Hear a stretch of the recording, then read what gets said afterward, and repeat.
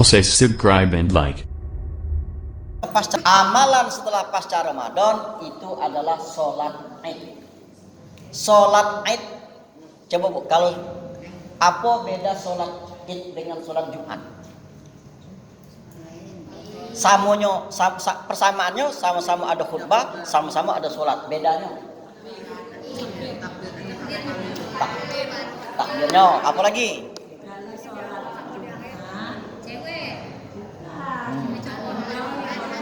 Nah, itu maksud saya, Bu. Kalau sholat Jumat, khutbah dulu, baru sholat. Tapi kalau sholat Id, sholat dulu, baru khutbah. Nah Ibu sekalian, yang banyak ini kadang-kadang kalau sudah sholat Id, Assalamualaikum warahmatullah, Assalamualaikum warahmatullah, Ibu sudah beringkas, ya, sudah beringkas, repot pula, ya Allah. Kendak aku nak beringkasnya, kalau mungkin ada keperluan, ada. Mohon barangkali. Oh iya, aku ngomongkan dengan yang cerita dengan lain ini. Ya Bu ya, Bu. Kalau sholat Id itu hendaknya dengarkanlah khutbahnya. Ngapo Bu? Sangkin pentingnya dengarkan khutbah itu, sunnah dengarkan khutbah itu, kata Rasulullah, wanita-wanita haid pun diperintahkan untuk datangi tempat sholat Id. Makanya Rasulullah itu sekali cuma dalam seumur hidup beliau sholat Id di masjid. Cuma sekali, Bu. Ngapa sekali? Oleh karena hujan. Lainnya di lapangan galau. Nah, kendak Rasulullah tadi, wanita-wanita haid itu tetap datang ke tempat sholat Id.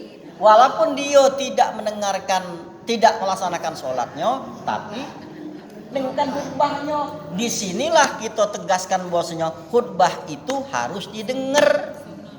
Jangan kaget sudah assalamualaikum langsung beringkas langsung balik. Ya kalau si kok dua barangkali mungkin lakukan tadi mungkin sakit perut, duluan balik, ya. Nah, sholat Id harus melok khutbahnya. Itu yang pertama. Amalan yang setelah pasca Ramadan.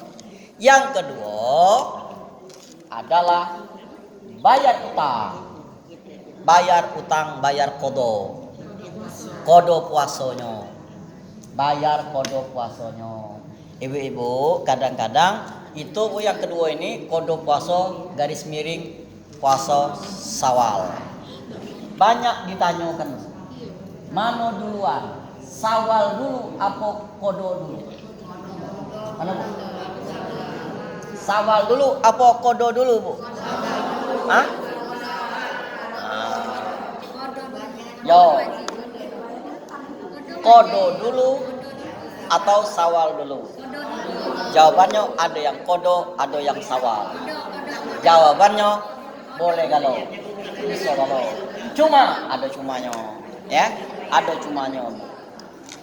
Ibu sekalian, memang kalau pendapat yang roji, artinya yang kuat, sebenarnya bagusnya adalah bayar dulu. Karena ngapa? Karena yang kita bayar yang wajib dulu, baru kita melaksanakan sunnah. Nah ada berpendapat boleh Syawal dulu. Karena ngapa? Syawal ini sifatnya terbatas. Kalau kodo itu pakai di tempat yang lain. Nah sekarang mana kita? Ya tergantung dengan kita masing-masing. Kalau memang kita terbiasa dengan puasa Syawal, lebih bagus kita Syawal dulu, takut kaget habis. Cuma aku rasa udah ser kalau aku udah dona di kodo dulu. Sudah kodolah dulu. Ada apa-apa. Jadi boleh kalau ibu nak kodo dulu, jadi nak Syawal dulu juga jadi. Syawal tadi sudah. Kodo dan Syawal. Apalagi amalan selanjutnya? Halal bihalal. Halal bihalal ini Bu sekalian, ya halal bihalal ini memang tidak kati tradisi Nabi, tidak kati memang Nabi halal bihalal ke rumah Abu Bakar, tidak kati bukan ceritanya itu. Itu bahkan halal bihalal ini Bu cuma dikenal di Indonesia, Malaysia dan Brunei. itu ya Singapura juga. Itu adalah tradisi umat Islam di Asia Tenggara. Nah, sekarang apa makna halal bihalal itu? Maksudnya Bu, kendaknya itu Bu ya, silaturahmi dibungkus sebutan halal bihalal.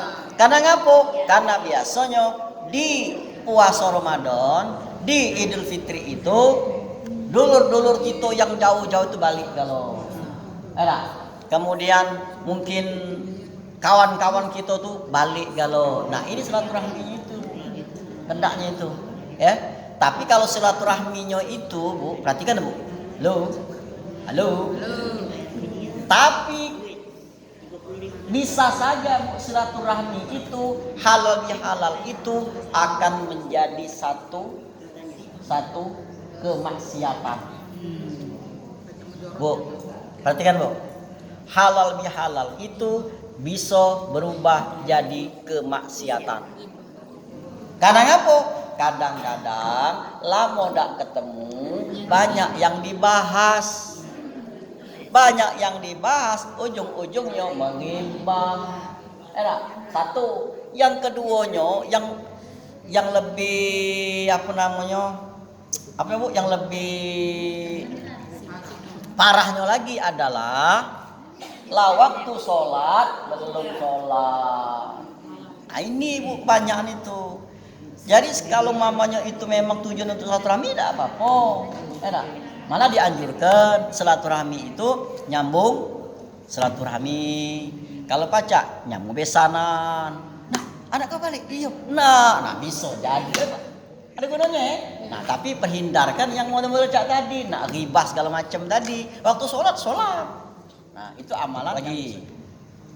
Cak mano kadang-kadang uang tuh habis sholat silaturahminya bukan ke tetangga. Ke kuburan. Benar itu Bu. Ibu sekalian, kalau ibu nak ngelewati perkuburan Bu ya. Nak lewati perkuburan, jangan jalan situ Bu, macet pasti. Sebab pada hari itu banyak uang berkunjung ke situ. Nah, kalau pertanyaan boleh aku tidak? Sebenarnya boleh-boleh baik. Mubah itu hukumnya itu boleh-boleh baik. Cuma kalau itu dijadikan sebagai satu apa? Nah, satu kewajiban dijadikan ritualnya. Nah, itu baru tidak boleh. Woi, kalau kita datang kuburan berusuh kita nih salah itu. Cuma kalau nak datang tidak apa-apa. Nah, sekarang pertanyaannya, jadi ngapa nak datang pada waktu itu nih yang tebareng? Oleh kan tadi yang dari Jawa, dari Batam balik galau kan. Dah sekalian ke kuburan baik. Nah, sementara memang bagus itu Bu. Kunjut tipsnya Bu ya. Kalau ibu nak kuburan, jangan pas hari kedua ketiga untuk salam. Pertama penuh sesak, yang kedua sulit parkirnya, yang ketiganya apa Bu? Macet. Nah, kalau ibu nak ke situ, kaget baik Bu, pada hari berikutnya baik Bu, hari keempat, hari kelima, datangi. Yang kita utamakan adalah kita silaturahmi dulu dengan tetangga. Nah, tetangga kita keliling ibu, adik beradik. Nah, kan itu. Apalagi ada rumah tua. Ada rumah tua kan kadang-kadang kita nunggu baik, datang kalau adik beradik. Nah, kan itu. Itu yang penting itu. Perhatikan, bukannya tidak boleh. Beda ya? Bukan tidak boleh, boleh. Tapi kalau itu nganggap satu rangkaian daripada sholat, satu rangkaian dari satu ibadah yang wajib, itu salah. Ya, nah, makanya kau ngomong tadi kalau nak ziarah ke kubur, kaget setelah itu baik. Jangan melek-melek rame-rame itu. Ya, nyaruk itu juga kagetnya. Hindari macet tadi juga. Menghindari yang penuh sesak tadi juga. Oke? Amalan yang lainnya Bu, yang pacak kita lakukan selama Ramadan apalagi? Lagi kira-kira? Nah, yang pasti Bu sekalian, apa yang digawikan Ramadan ini tetap untuk dipertahankan. Yang baca Qur'annya, lah berapa juz ajian kita Bu? Lah berapa juz ajian kita? Nah, lah 11. Artinya ngaji tiap hari ya. Ngajilah tiap hari. Yang biasa duha tetap duha. Yang biasanya tahajud tetap tahajud. Nah, yang bersedekah tetap bersedekah. Apalagi di sini ada program apa tadi namanya? Berbagi ya. Nah, berbagi dengan jemaah itu Bu. Tetaplah tentunya yang kita sedekah, itu ada sedekah. Aku lagi kurang. Nah, model itu dah sedekah gitu Bu.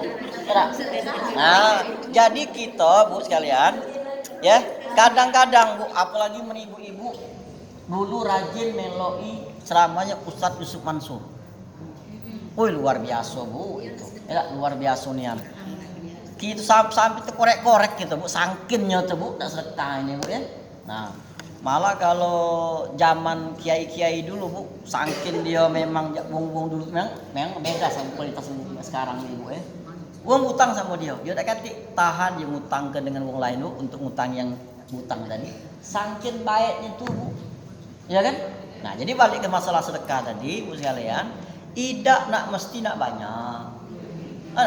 Tidak mesti nak banyak. Pecahnya si apa namanya? Siapa wong kayu di Indonesia nih? Nah, Raffi Ahmad. Oh, sih. Pecahnya pen ke Raffi Ahmad Bu ya. Nah, Raffi Ahmad Bu, dia nyumbang 100 juta. Enak. Ibu cuma masuk ke celengan 1.000 rupiah. Banyak mana? Banyak mana amalannya pahalanya? Banyak mana kira-kira? Nah, Bu. Banyak mana? Ya banyak 100 juta pasti Bu. Soal banyaknya. Cuma kalau pahalanya wallahu a'lam. Tergantung dengan yang bersedekah. Sekecil pun kita bersedekah, kalau kita ikhlas, insya Allah pahalanya besar. Sekarang pertanyaannya, boleh tak kita nunjuk tahu kita ni bersedekah? Tergantung lagi. Ada kadang-kadang ketika kita bersedekah ini nak diumumkan yang. Karena apa? Niat hatinya kepengen memberikan motivasi dengan yang lain. Misal, ibu misalnya 100.000, mati 100.000. Dia cak itu lagi 100.000. Tak kado aku 100.000 juga. Nah itu bukan tak. Kalau niatnya model itu tak apa-apa. Cuma kalau misalkan niatnya itu biar dipuji, woi boleh lah, pakamnya nih Bu ini. Nah itu liwat baik. Edak. Duit lah sudah tunjuk, dapat pahala ida. Na'udzubillah min. Nah, memang benar-benar yang namanya ikhlas itu susah. Tapi kita haruslah latih. Jadi tadi ngaji, sholat, puasa, sunat, duha, tahajud, berzikir, bersolawat. Nah itu tetap dipertahankan setelah kita pasca Ramadan ini. Karena kita tidak tahu tahun depan masih ketemu apa tidak. Itu tak kira-kira. Ada tak kira-kira jaminan? Tak kati. Termasuk aku dia tak kati jaminan Bu. Ada. Kaget terkabar si anu rojiun. Nah itu. Coba tahu tak? Nah makanya kita anggaplah puasa tahun ini adalah puasa terakhir untuk kita. Nah, kalau dengan demikian mungkin kita akan lebih semangat, lebih ikhlas lagi untuk menjalani puasa itu. Oke, Bu sekalian, sunnahnya di bulan Syawal ini pas Ramadan nih nikah atau menikahkan. Ya Bu ya.